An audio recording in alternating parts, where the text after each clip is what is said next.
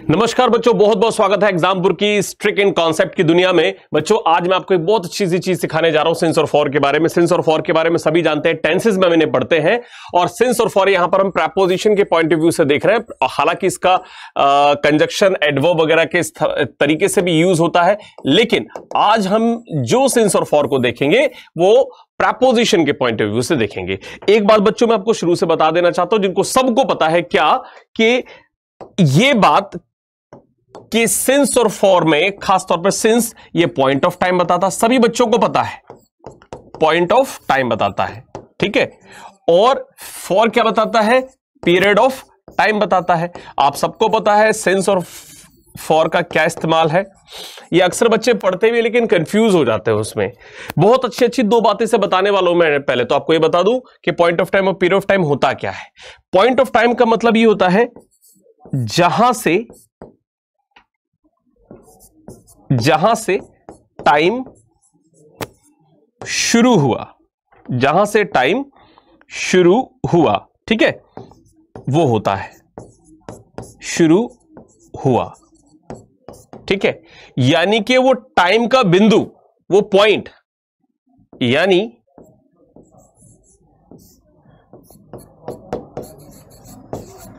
Time का point, ठीक है। दूसरी बात, पीरियड ऑफ टाइम क्या होता है वो सुन लीजिए। उस पॉइंट ऑफ टाइम से अब तक कितना समय हो चुका है, ठीक है। अब तक कितना समय हो चुका है, बात समझ गए?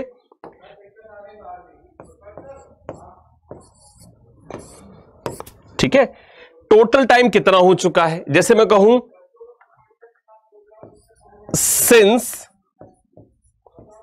2010, तो 2010 पॉइंट ऑफ टाइम होगा 2010 से।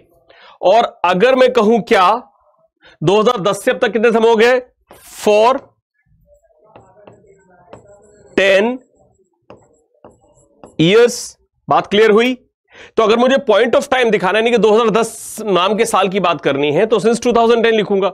और जब मुझे लिखना होगा तब से लेकर तक कितना समय हो चुका है, 10 साल हो चुके हैं, तो for plus period of time हमें लगाने के लिए 10 इयर्स जो आएगा वो फॉर के साथ लिखा जाएगा। ये छोटी सी बात सभी बच्चों को पता होती है, लेकिन प्रॉब्लम कहां कंसीडर होती है उसको समझने की कोशिश करो।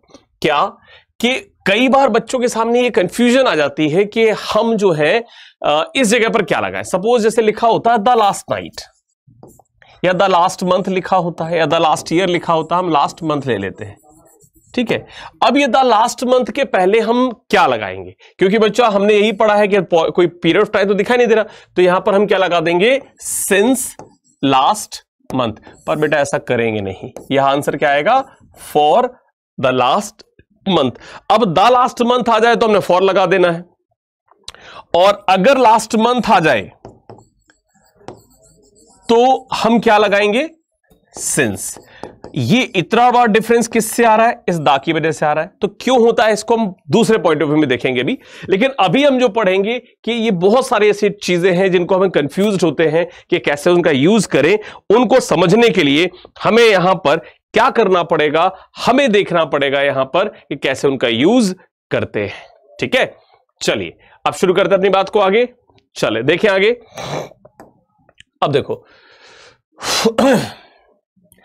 अगर कहीं भी आपको ए, एन और दा ये सब लगा दिखाई दे, many,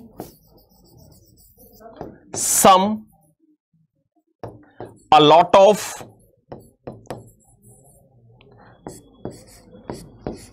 lots of, a and the, many, some, lots of, a lot of, 1, 2, 3 etcetera, ये सब। तो ये सब क्या है, काउंटेबल वर्ड्स है। ये सारे क्या है, हालांकि डिटरमिनर्स की तरह काम करते हैं, पर ये सारे काउंटेबल बना रहे हैं, काउंटेबल वर्ड्स होते हैं। ठीक है, ये क्या है, सारे वर्ड्स काउंटेबल वर्ड्स है। बच्चों समझते जाना, बहुत इंपॉर्टेंट बात है, ये काउंटेबल वर्ड्स है। हालांकि ये सारे के सारे क्या होते हैं, डिटरमिनर्स का काम करते हैं। आपको पता ही ये बात, पहले भी बता चुका हूं कई बार आपको डिटरमिनर्स के बारे में। अब इनके साथ अगर कोई टाइमिंग आ जाए, ठीक है, तो भी जनरली क्या होगी, प्लूरल ही होती है। टाइमिंग आ जाए, या ऐसे भी समझ ले टाइमिंग प्लूरल हो, सिंगुलर भी हो सकती है, प्लूरल भी हो सकती है। जैसे एन लगा दो, सिंगुलर लिखा जाएगा। तो बेटा जब भी इस तरह का कॉन्सेप्ट आपको दिखाई दे, किसी टाइम के साथ इस तरह से कुछ लगा हुआ दिखाई दे, तो आपने कभी भी नहीं भूलना है, क्या नहीं भूलना है, कि इनके पहले कभी भी आपको सिंस का इस्तेमाल कदापि नहीं करना है। It will always be what, for. हमेशा यहां फॉर का इस्तेमाल होगा। बहुत ध्यान से समझने वाली बात है।